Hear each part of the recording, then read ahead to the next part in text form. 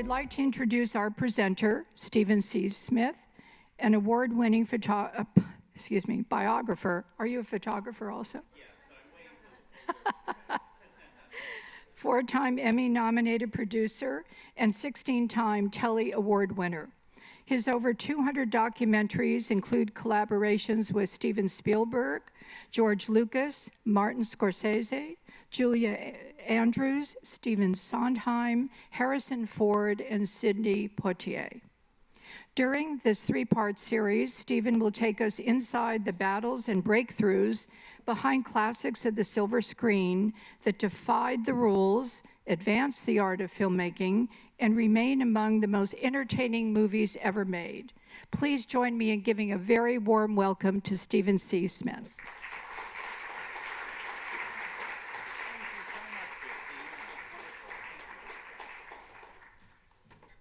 Thank you, Christine. You certainly made that easy for me. There's not much I really need to say to explain all of this now, except to say thank you all for coming out.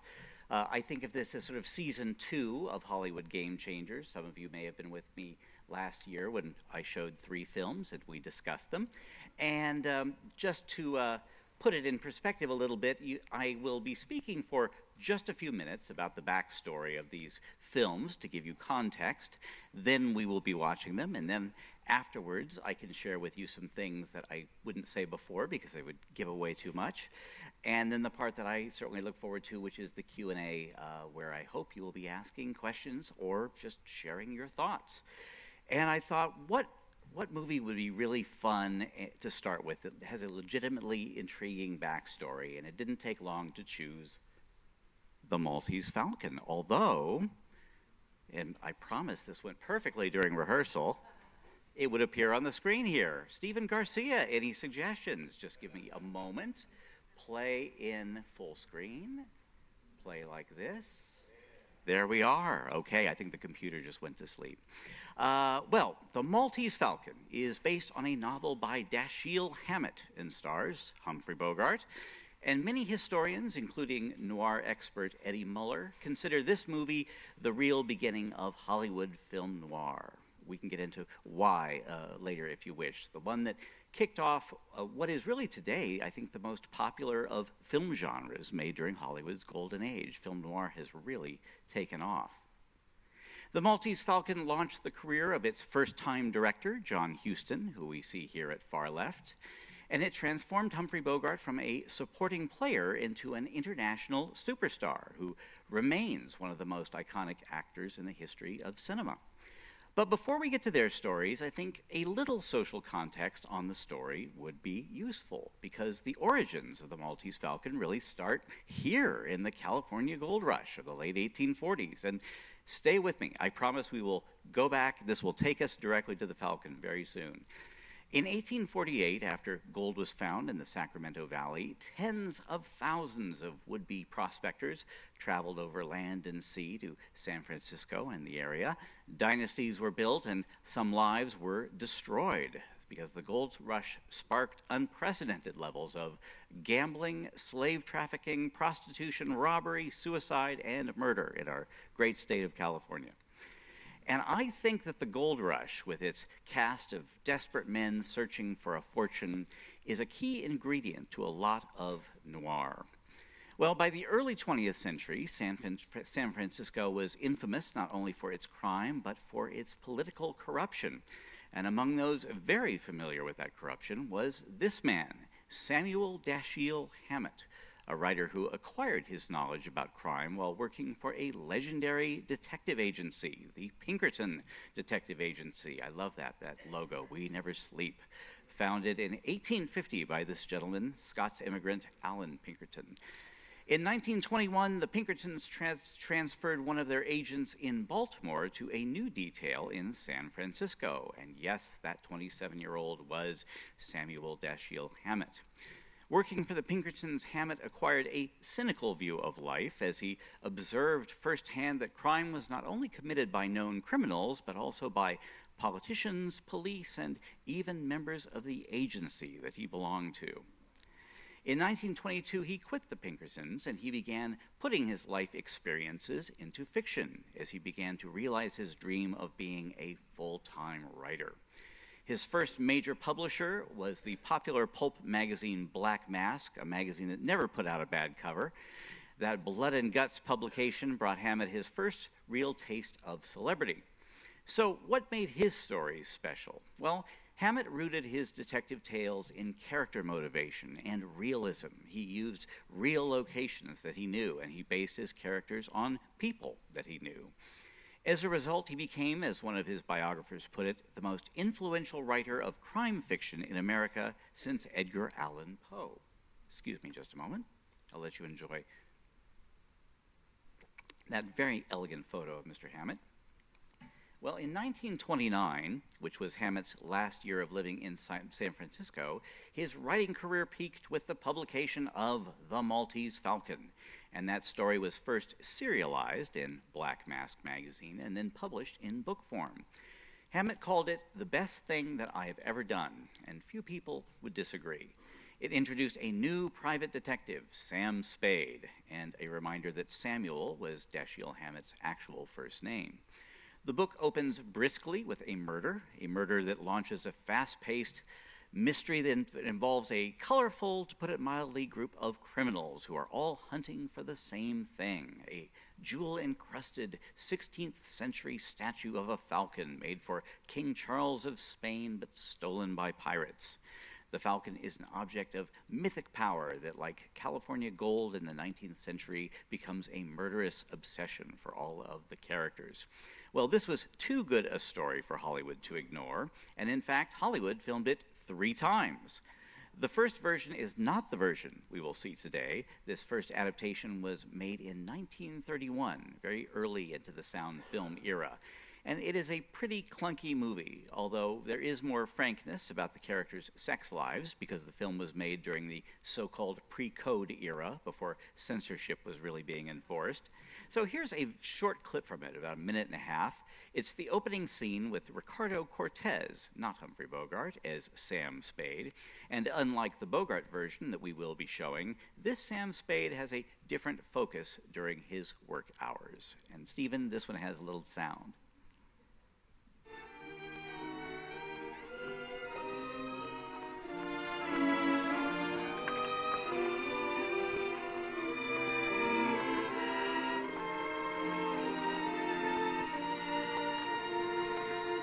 Bye-bye, honey. I'll see you later.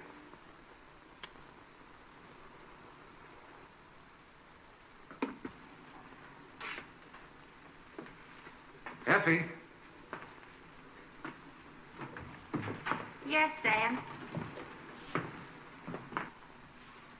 Honey, have I any more important engagements this afternoon? Not that I know of.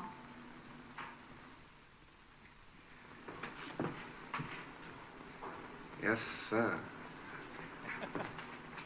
There's a girl outside to see you, Sam. Her name's Wonderly.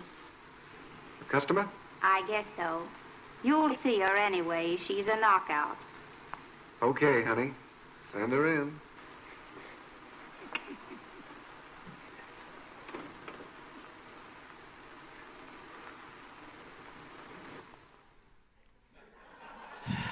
I think that Sam Spade would have a lot of problems in the workplace today. Well, 5 years later, in 1936, the bare bones of the Maltese Falcon's plot were used for a movie called Satan Met a Lady. And Satan, I think, may have been the screenwriter of this film, because for me, it is at least a terrible movie. The writers used only the broad concepts of the Maltese Falcon. The characters were changed, their names were changed, and this time the missing object is a ram's horn full of jewels.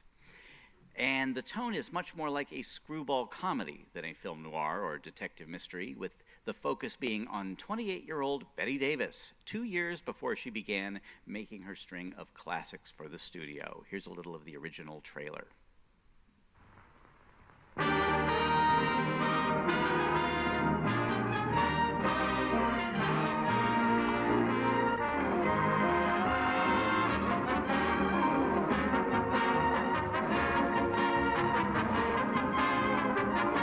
You know, something to each other. Really? The 5,000 didn't mean so much to you. Maybe, after I've cleared up a couple of murders, you and I could have a lot of fun.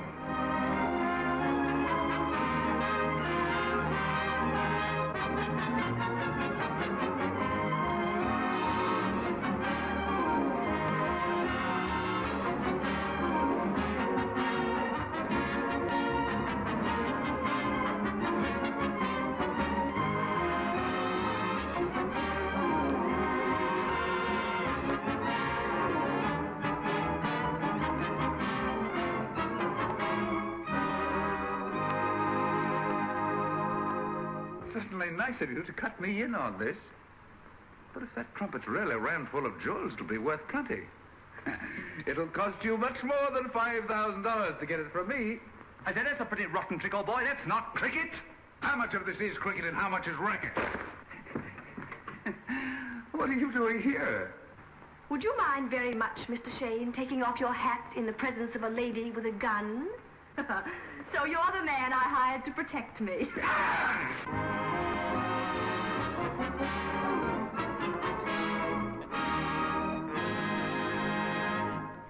It was movies like that that made Bette Davis leave the country and go to London and sue Jack Warner for better parts, which she got, luckily for all of us and for her. Well, the Maltese Falcon finally got its due in 1941 because of this man, one of Warner Brothers' most ambitious screenwriters, 34-year-old John Huston. He convinced the studio to let him make his directing debut with yet another movie based on Hammett's book. And that alone was really a major victory, because at the time in Hollywood, screenwriters were just screenwriters. Very few of them were allowed into the director's chair. So why did John Huston want to film The Maltese Falcon after it had been made twice? Well, he thought that Hammett's novel was terrific and that it had never really been filmed properly. And Huston pointed out to his bosses that the project would not be expensive because Warner Brothers already owned the book rights and the number of characters and the sets were small. So the studio said yes. The budget for this version of The Maltese Falcon was less than $400,000, which at the time was half the cost of an A picture. But the result, for me at least, is something close to a perfect movie. What makes it great? Well, for one thing, Huston filmed the book very closely. Every scene in Huston's film and almost all the dialogue come straight from the novel. And there's a story that sounds like it's too good to be true, but apparently it is true, that Huston had his secretary take the novel and just type it up in script form so that every scene would be written like it was a script. And that was simply to get him started on his adaptation. And evidently, the studio boss, Jack Warner, somehow was sent a copy of that script and approved it and said, go ahead and make that movie. And in fact, when you read the novel, you'll realize how little work he had to do. But he deserves a lot of credit for casting the movie perfectly. To play Sam Spade, Warner Brothers wanted George Raft, who was best known for tough guy gangster roles and an actor who you could say played every emotion from A to B. Luckily for us, George Raft did not want to work with a first-time unproven director. It was in his contract that he didn't have to, and it was in his contract that he didn't have to make sequels. So goodbye, George Raft. He turned it down.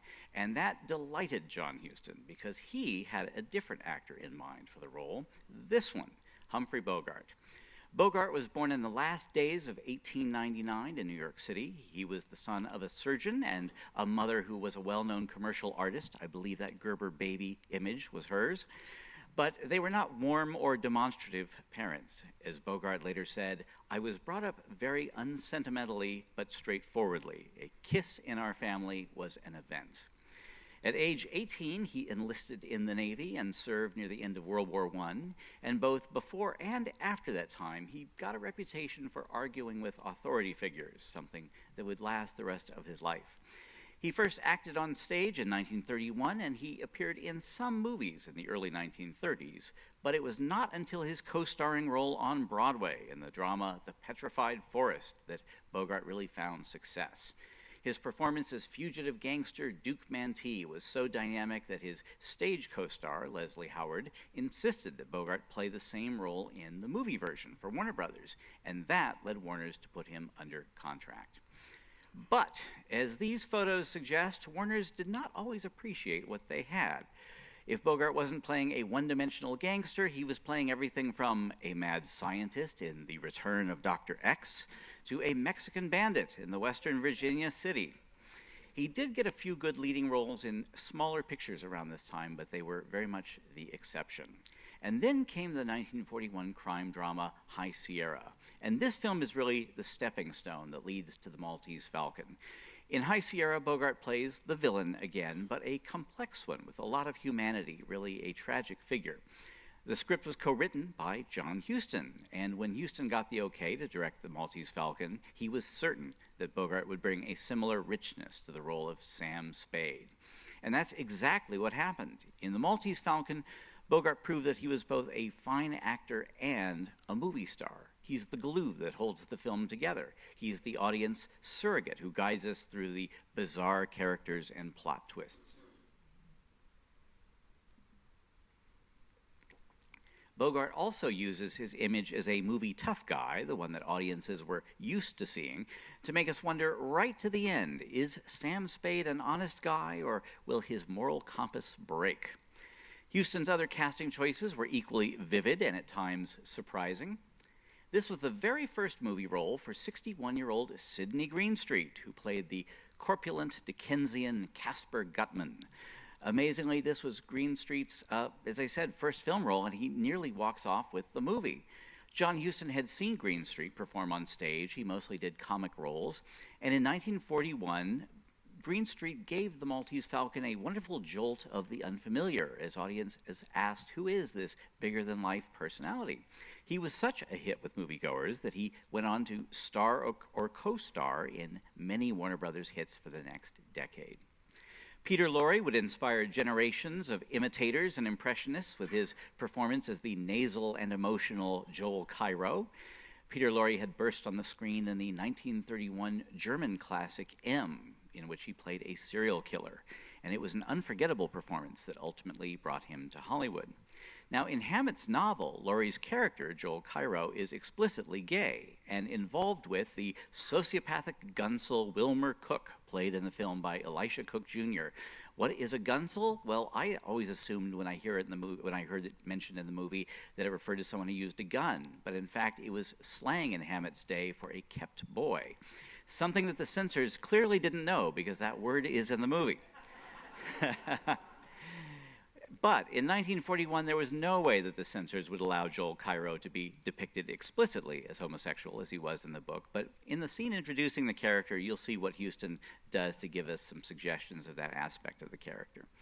As for the leading lady, actress Mary Astor was the veteran among the cast. She had been on screens for 20 years, going back to silent films of the early 1920s. The Maltese Falcon was shot in just 34 days, 2 days ahead of schedule. It helped that there were relatively few locations in the film, and it could be shot entirely on the Warner Brothers back lot. But the world of the Maltese Falcon, for us, fortunately, feels large, thanks to the characterizations, thanks to John Huston's direction, and thanks to this man, the great cinematographer Arthur Edison, who would later shoot Casablanca. The same year the Maltese Falcon came out, Orson Welles' Citizen Kane got a lot of attention for showing ceilings in sets, which was fairly unusual for the time. But with half of Citizen Kane's budget, Arthur Edison and John Huston used ceilings, I think, just as brilliantly, creating a perfect sense of entrapment. Made for a cost of just $381,000, the proverbial craft table budget for today, The Maltese Falcon was a box office smash, and it even earned a nomination for Best Picture of the Year. So it far exceeded Warner Brothers' expectations, and it certainly boosted the careers of all involved. John Huston would remain a top film director until his death in 1987, making such classics as The African Queen, Moby Dick, The Man Who Would Be King, and The Treasure of the Sierra Madre. As for Humphrey Bogart, producer Hal Wallis was now convinced that Bogart could be a major star for the studio. So Wallis cast him in a big-budget project begun 2 months after the Maltese Falcon's release, Casablanca. And he made sure that audiences were ready to see a new side of Bogart, because Hal Wallis wrote to Warner Brothers' head of publicity, quote, "Build Bogart to stardom in as quick a time as possible. He has been typed through publicity as a gangster character. We want to undo this. Sell Bogart romantically. Sell him as a great actor. Which they did. And as you know, the result was an enormous success. And it was the dual success of the Maltese Falcon and Casablanca that catapulted Bogart into a new stratosphere in Hollywood. He made all sorts of films, including some classic films noir like these, and all three of these films have something else in common you may have noticed. They co-starred Lauren Bacall, who became Bogie's wife in 1945, and they enjoyed a happy marriage until his death in 1957. Unfortunately, by the time The Maltese Falcon was released in 1941, Dashiell Hammett's life had become the stuff of noir. After The Falcon, he wrote just two more novels, The Glass Key and The Thin Man. And yes, that is Hammett on the cover of the first edition of The Thin Man. But after that, from 1932 to the end of his life in 1961, he could barely write a word. He was paralyzed by writer's block. But fortunately, he gave us several of the finest crime novels and short stories ever written, and none was better or more influential in Hollywood history than the one that we are about to see dramatized in its definitive adaptation. I'll have a little more to say about it afterwards, and I definitely wanted to discuss it with you, but for now, here from 1941, The Maltese Falcon. Thank you.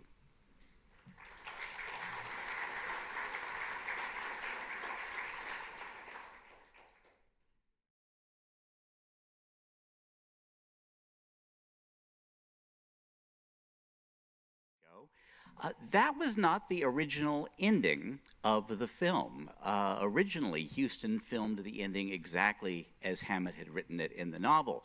Everything is the same through Bridget getting arrested.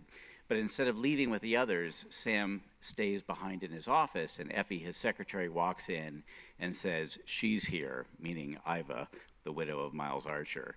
And in the last paragraph, Hammett writes that Spade shudders visibly and says, "Send her in." So, very noir ending. Well, that's the way they shot it, and Warner Brothers usually didn't like to refilm things, but after a preview, audiences loved the movie, but the ending just fell kind of flat. So they did just a couple of days of very shrewd retakes. They created that final exchange between Ward Bond and Bogart, and it was reportedly Humphrey Bogart who came up with the line, paraphrasing Shakespeare, "the stuff the dreams are made of," from Prospero and the Tempest, who says the stuff the dreams are made on. And given that Humphrey Bogart is said to have come up with the line, "Here's looking at you, kid," in Casablanca, I'd say he had a pretty good track record for coming up with great Warner Brothers lines that have served them well. And they also added that little insert of Miles Archer being shot from the killer's point of view. That was not originally in the film. And originally Huston's plan, like the novel, was to have every single scene be from Sam Spade's point of view. But those were the only changes, and I think the ending in particular was superb, especially with that great shot of Mary Astor having the bars of the elevator put over her face. So there we have it. Well, you might be wondering what became of the real Maltese Falcon, the one created for the movie. Well, there were four, apparently. And in 2013, Steve Wynn bought one of them, or what we believe is one of them, for, anyone guess? You want to guess? $4.1 million. I don't think Caspar Gutman could have raised that much money. And just to show how impactful the Maltese Falcon remains, there are other remnants of this story in the real world. In the book, not the movie, but in the book, we learn that one of Sam Spade's favorite restaurants is an actual restaurant in San Francisco, John's Grill. Well, it is still open, and as you can see from the photo on the left, the restaurant is understandably proud of its link to the Maltese Falcon. And near Pine and Bush in San Francisco, you'll find a street that has been renamed after the author, Dashiell Hammett, who lived on this block in 1926. But my favorite location is this one. It is an alley in Frisco at 17 Burritt Street that is just north of Union Square. And at this location, you will see a most unusual plaque, which reads, "On approximately this spot, Miles Archer, partner of Sam Spade, was done in by Bridget O'Shaughnessy."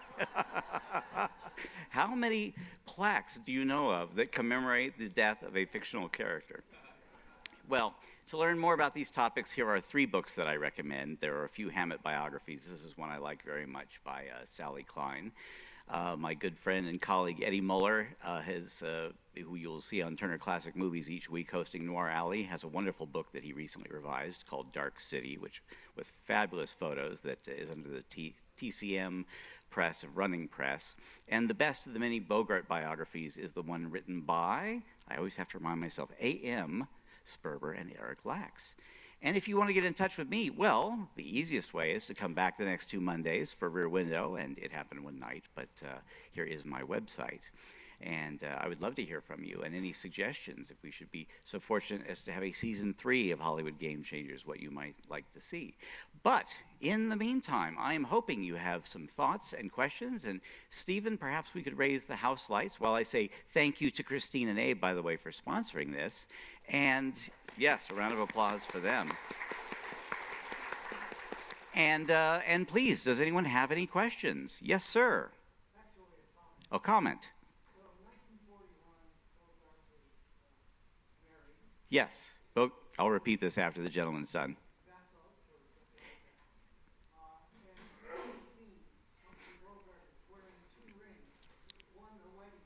Mm-hmm.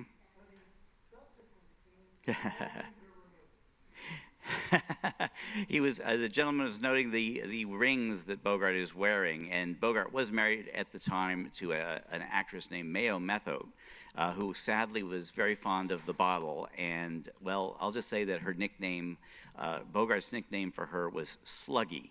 And they got into several infamous Hollywood fights. She apparently tried to stab him once during a publicity tour, and they were known around town as the Battling Bogarts. So I think if he was wearing rings, it was not because he wanted to remind anyone that he was married to her. And when he met Lauren Bacall 3 years after this movie on the set of To Have and Have Not, Mayo had finally met her match and had to give in and let go of Humphrey Bogart after a long and troubled marriage. So that's the best I can answer on that. And yes, any other questions or comments? Yes, sir. I found it interesting that they made such a point of him rolling his own cigarettes. I lived in Northern California, not Mm-hmm. a bit later, and Lucky Strike, Camel, everything was around. And I think I knew one person who was born on a ranch who was a genuine cowboy who did that. I never saw anybody else roll their own cigarettes. Right, yes. The fact that Sam Spade rolls his own cigarettes. Afraid I don't have any insights into that. It's a bit of business. Sometimes actors are looking for things to do, and certainly this is a dialogue-driven movie. It might have been as simple as keeping a piece of action, or it might be that that's a sentence in Hammett's book. I was amazed a few years ago when I reread The Maltese Falcon. I remembered the scenes being the same. I think that there are maybe 3 or 4 scenes in the book that aren't in the movie. You see Sam Spade's lawyer, but that's about it. And I was amazed that even the detail of Sam Spade walking out of that first encounter with Casper Gutman, where he yells at him and breaks the glass and storms out, and then he goes in the hallway and sees his hand is shaking and smiles, that's described in the book. So as wonderfully as Bogart plays it and it's staged, I mean, that's how closely they followed the book, and what a fantastic roadmap Hammett had given filmmakers if they were smart enough to see it as these did. So thank you. Anyone else? Yes, sir, in the back.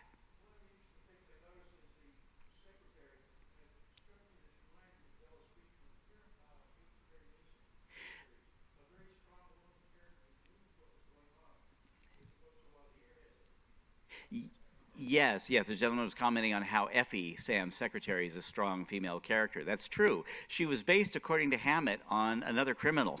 I don't know what aspects of her exactly, the loyalty or her, the fact that she could be so strong in, let's say, challenging situations.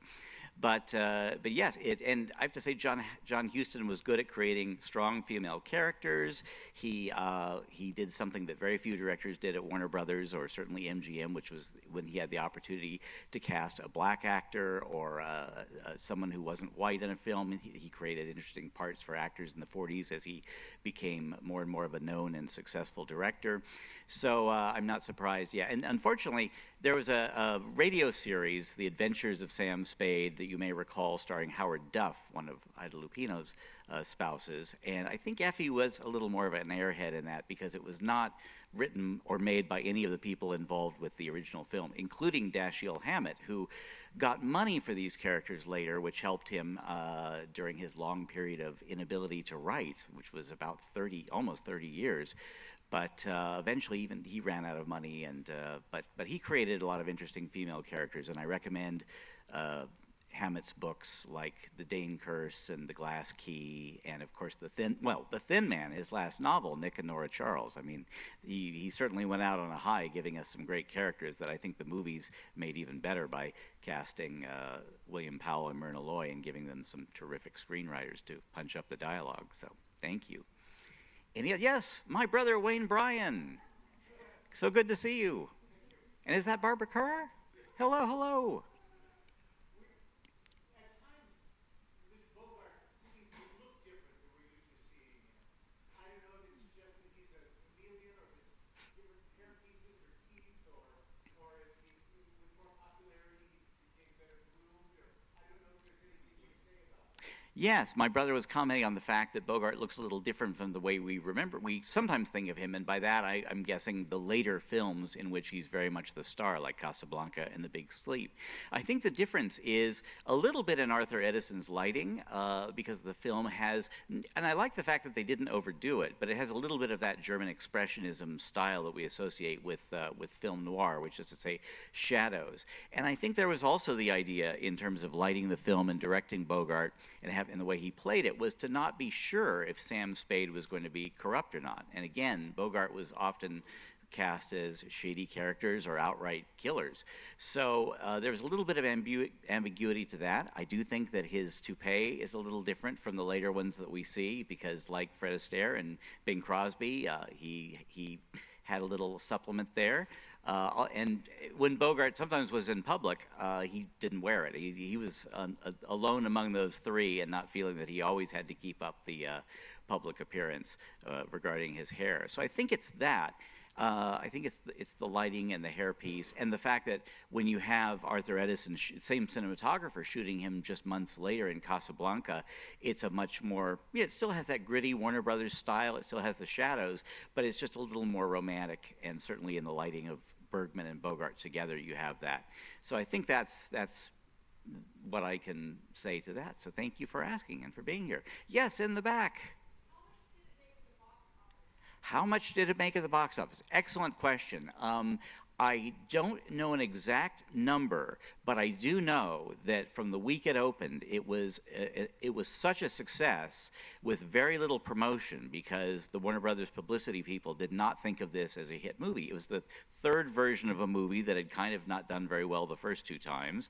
It starred someone who had been in dozens of movies without making a tremendously great impression, and the producer, well, there were two producers, Hal Wallace and Henry Blanke, both called publicity, and they said, look at these first day numbers, get behind this movie fast because, we've got a hit here. And they did, and they promoted it, and audiences and other filmmakers, I should say, were really taken by the fact that there's very little action in the movie, there are very few sets, but the characters were so intriguing and vivid and specific, and the character actors chosen for them were so vivid that this was, to some degree, a template for some other films. Laura comes to mind because I have a talk on that film, and I know that Daryl Zanuck, to his writers, said, look at the Maltese Falcon, look at how every character is so vivid, that's what makes it great.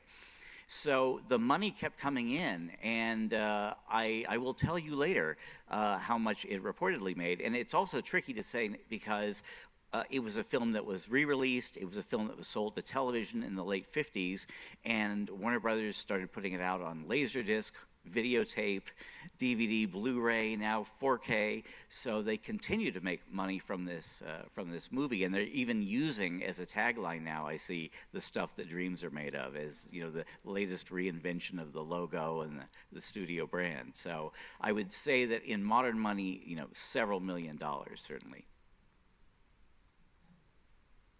Yes, sir.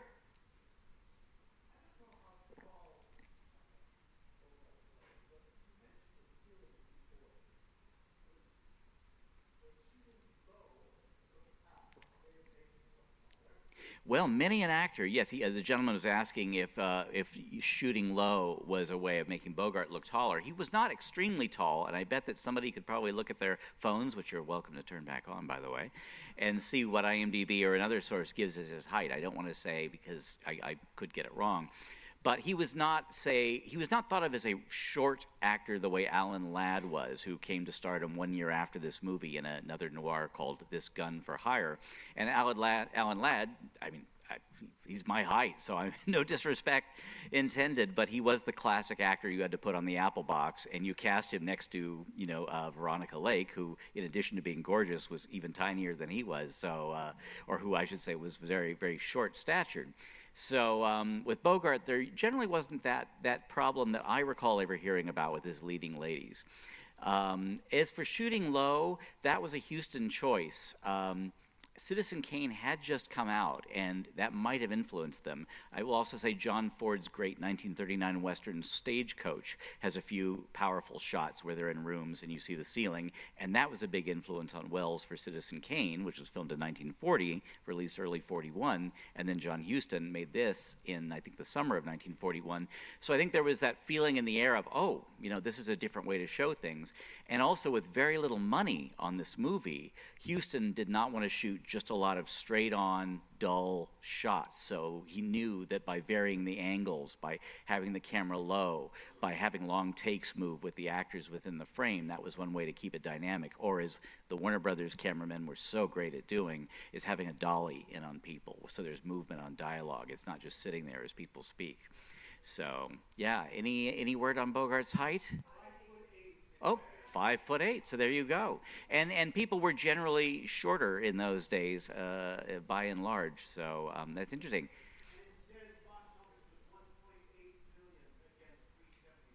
Wow, okay, 1.8 million in its original release would have been fantastic business. I mean, for a movie that they spent under $400,000 on and barely promoted, this would have been, in relation to gross, one of the most successful films Warner Brothers probably made that year. So it's no surprise that 2 months later, they're crafting Casablanca for Bogart. And by the way, incidentally, he was always the choice number one for Casablanca, not Ronald Reagan or some of the other people that we've heard. That's just not correct. But any last questions before we wrap up, or thoughts? I mean, did you enjoy the film? Was it different from the way you remembered it? Any thoughts on it? All right. Well, I will just say then thank you very much, TJ, Aaron, and the entire staff, Stephen, here at the fabulous Rancho Mirage Public Library and Observatory. Please come back on Monday for a stellar movie, Alfred Hitchcock's Rear Window, in stunning color with Grace Kelly, James Stewart, and at least one sinister neighbor. So I will see you then. Thanks.